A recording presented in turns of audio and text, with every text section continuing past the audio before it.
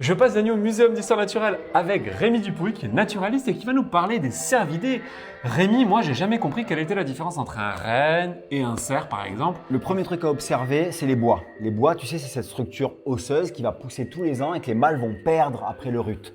Donc là, on voit bien sur le renne, ces bois palmés. Tu vois, tu as des grandes largeurs et il est très très ample, un peu coudé.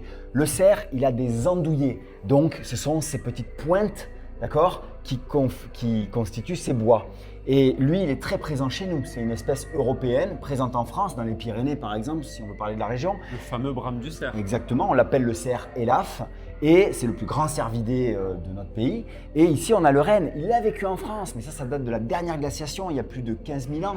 Et effectivement, aujourd'hui, c'est une espèce inféodée au milieu froid du nord de l'Europe, du nord de l'Asie et du nord de l'Amérique du Nord. Donc le renne, on le trouve pas en France, le cerf, lui, on le trouve chez nous. Tout à fait, notamment à la période du brame à l'automne.